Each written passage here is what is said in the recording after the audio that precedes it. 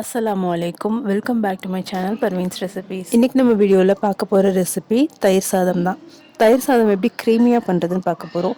என்ன தான் க்ரீமியாக பண்ணால் கூட அது டிஃபன் பாக்ஸில் கட்டி ஸ்கூலுக்கெலாம் கொடுக்கும்பொழுது அது அப்போது நம்ம சாப்பிட்ற நேரத்தில் கட்டி ஆயிரும். அப்படி ஆகாமல் இருக்கிறதுக்கு என்ன டிப்ஸ் அப்படிங்கிறதும் இந்த வீடியோவில் பார்க்க போகிறோம். இந்த மாதிரி நீங்கள் பண்ணும்பொழுது அது க்ரீமியாகவே இருக்கும், ரொம்ப டேஸ்ட்டாக இருக்கும். வீடியோக்குள்ளே போகிறதுக்கு முன்னாடி நீங்கள் என்னோடய சேனலை இப்போ தான் ஃபஸ்ட் டைம் பார்க்குறீங்க அப்படின்னா சப்ஸ்கிரைப் பண்ணிக்கோங்க. வாங்க வீடியோக்குள்ளே போகலாம்.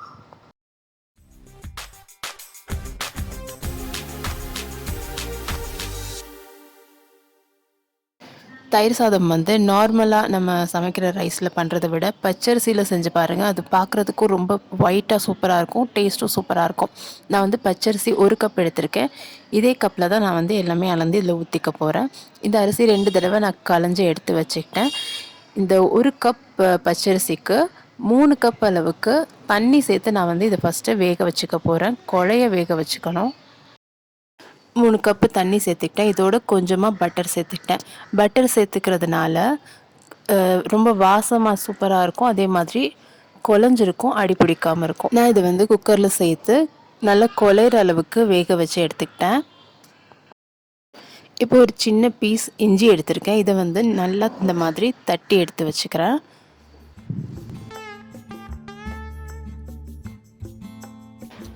இந்த அளவு நல்லா பொடி பொடியாக நான் தட்டி எடுத்து வச்சுக்கிட்டேன்.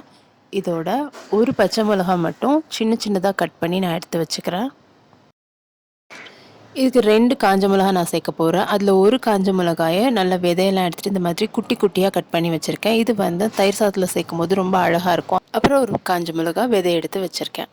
இப்போ எந்த கப்பில் அரிசி சேர்த்தனோ அதே கப்பில் 1 கப் அளவு பால், திக்கான காய்ச்சின பால் எடுத்திருக்கேன். அதுக்கப்புறம் 1 கப் அளவு தயிர் எடுத்து வச்சுருக்கேன்.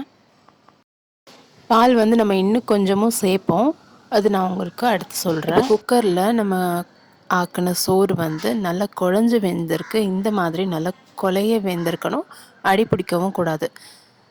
இதை ஒரு பவுலில் நான் சேர்த்துக்கிறேன். ஒரு வாட்டி கரண்டி வச்சு இந்த அரிசியை நல்லா மசிச்சு விட்டுட்டு ஒரு பவுலில் சேர்த்துக்கோங்க. இப்போ நம்ம எடுத்து வச்சுருந்தோம்ல அந்த 1 கப் அளவு பாலை இதில் உடனே சேர்த்துருங்க. இதோட உப்பும் பெருங்காயத்தூளும் சேர்த்து இதை மிக்ஸ் பண்ணி நான் வச்சுக்கிறேன். இது கொஞ்சம் ஆறணும். ஆறுனதுக்கப்புறம் தான் நம்ம மற்றதெல்லாம் சேர்க்கணும். அதுக்குள்ளே நம்ம தாளிச்சிடலாம். அதனால் நான் இதை எல்லாத்தையும் சேர்த்துட்டு ஒரு வாட்டி மிக்ஸ் பண்ணி எடுத்து வச்சுக்கிறேன். இப்போ தாளிக்கிறதுக்காக ஒரு பாத்திரத்தில் எண்ணெய் சேர்த்துருக்கேன். எண்ணெய் ரொம்ப சூடாகிறதுக்கு முன்னாடியே நான் இந்த காஞ்ச மிளகா ரெண்டு டைப்பில் நான் கட் பண்ணி வச்சுருக்கேன்ல, நான் அதை சேர்த்துக்கிறேன். இதில் குட்டி குட்டியாக இருக்குல்ல, அந்த காஞ்ச மிளகா கொஞ்சம் கருக விடாமல் லைட்டாக ரோஸ்ட் ஆனோன்னு நான் எடுத்துக்கிறேன்.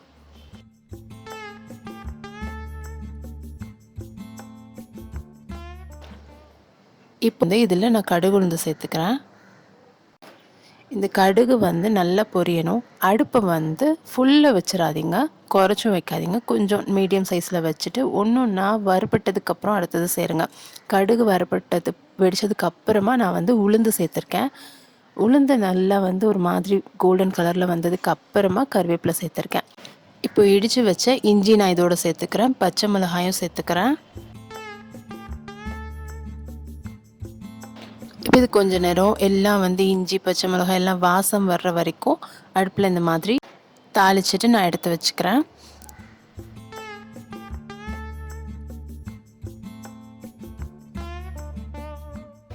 இந்த தாளிப்புக்கு மேலே நீங்கள் எக்ஸ்ட்ராவாக எதுவுமே சேர்க்க தேவையில்லை. இதுவே அவ்வளோ மணமாக சூப்பராக இருக்கும். இப்போ வேக வச்ச அந்த ரைஸ் நல்லா ஆறுனதுக்கு அப்புறமா நான் இதில் தயிர் சேர்த்துக்கிறேன். தயிர் சேர்த்து நல்லா மிக்ஸ் பண்ணிக்கோங்க. நம்ம பச்சரிசியில் செஞ்சதுனால இதோட கலர் பார்த்திங்கன்னா அது மாதிரி ரொம்ப தூய்மையான ஒயிட் கலரில் இருக்கும். பார்க்க ரொம்ப அழகாக இருக்கும். நல்லா மிக்ஸ் பண்ணதுக்கப்புறமா இதில் 2 கப் அளவு நான் பால் சேர்க்குறேன். ஏற்கனவே 1 கப் நம்ம பால் சேர்த்தோம்ல, இப்போ நான் ஒரு 2 கப் அளவு பால் சேர்க்குறேன். இவ்வளோ இதில் சேர்க்கணுமா அப்படின்னு கேட்டிங்கன்னா, நீங்கள் ரொம்ப டேஸ்ட்டான ஒரு தயிர் சாதம் சாப்பிடணும் அப்படின்னா இந்த மாதிரி ட்ரை பண்ணி பாருங்கள், உங்களுக்கு அவ்வளோ பிடிக்கும்.